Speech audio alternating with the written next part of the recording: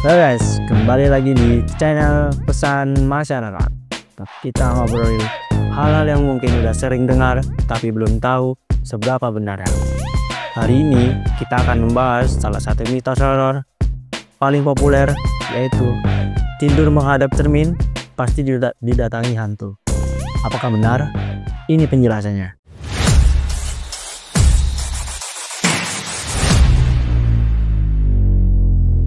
Bayangkan, kamu sedang tidur sendirian di kamar yang hanya diterangi lampu tidur kecil. Dan kamu membuka mata dan di ujung pandangmu ada cermin. Tapi tunggu, pantulan itu bukan hanya kamu, ada sosok lain, diam dan berdiri tegak. Banyak orang percaya tidur menghadap cermin bisa mengundang roh halus. Tapi benarkah demikian?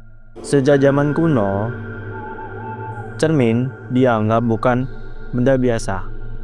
Dalam budaya Mesir kuno, cermin adalah jendela ke alam roh.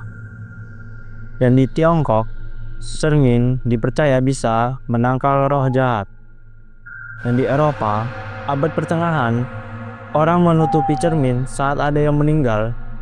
Kenapa? Agar jiwa orang yang baru meninggal tidak tersesat di dalamnya. Dan di Indonesia kita punya banyak cerita mistis tentang cermin. Misalnya, jangan bercermin di tengah malam, atau kamu akan melihat yang bukan kamu. Atau kalau kamu mau tidur menghadap cermin, kamu buka jalan bagi roh penasaran untuk masuk.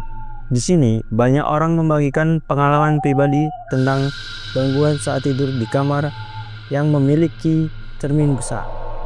Ada yang melihat bayangan lewat, ada yang merasa diawasi, bahkan ada yang bermimpi buruk secara berulang-ulang. Salah satu cerita viral datang dari seorang mahasiswa di Yogyakarta. Ia tidur di dalam kos sederhana yang ada cermin besar tepat di depan tempat tidur. Setiap malam, ia merasa tidak bisa tidur.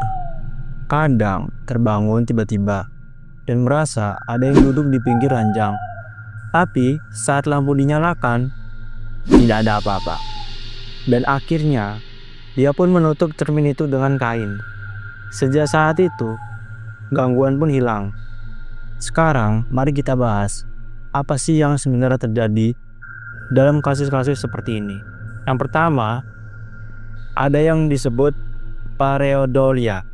Ini adalah fenomena ketika otak manusia mengenali pola acak sebagai wajah atau sosok. Cermin di kamar gelap mungkin memantulkan bayangan samar, tirai, lampu luar, atau pantulan layar ponsel bisa menciptakan ilusi. Dalam kondisi setengah sadar, otak yang lelah bisa keliru mengartikan bentuk, seolah-olah ada sesuatu di sana. Fenomena lain yang penting adalah strength face illusion.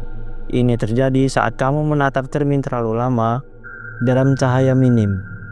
Perlahan-lahan wajahmu tampak berubah, menyeramkan. Ini eksperimen psikologi yang benar-benar pernah dilakukan. Dan jangan lupa sleep paralysis atau ketindihan. Dalam kondisi ini banyak yang merasa melihat sesuatu, terutama jika kamar penuh pantulan seperti cermin. Lalu pertanyaannya, apakah cerminnya yang menyeramkan atau sebenarnya otak kita? Ketakutan adalah respon alami saat kita percaya sesuatu itu berbahaya. Meski tidak logis, tubuh kita akan bereaksi. Inilah yang disebut sugesti.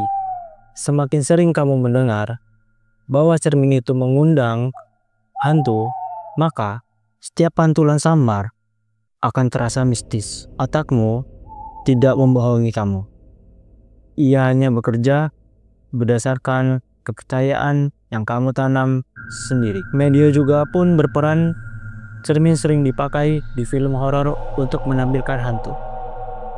muncul di belakang tokoh misalnya, berubah wajah, atau tidak punya pantulan. Karena kita terbiasa melihat cermin sebagai alat untuk melihat diri sendiri. Maka, saat ada gangguan dalam pantulan realita, otak kita langsung panik. Cermin dalam horor adalah simbol gangguan kejiwaan, perpecahan realita, dan pintu ke dunia yang tidak terlihat. Dalam beberapa ajaran spiritual, termasuk tradisi Jawa dan Islam, tidak disarankan tidur dengan cermin menghadap tubuh. Alasannya kenapa? Bukan semata mistis, tapi karena membuat hati tidak tenang dan tidur menjadi tidak nyenyak. Jiwa dalam tidur dipercaya berada dalam keadaan lemah. Maka sebaiknya kita diganggu oleh pantulan atau cahaya yang bisa memicu kecemasan. Artinya, larangan itu bukan tidak sebenarnya horor, tapi lebih kepada jaga kondisi mental dan spiritual saat tidur.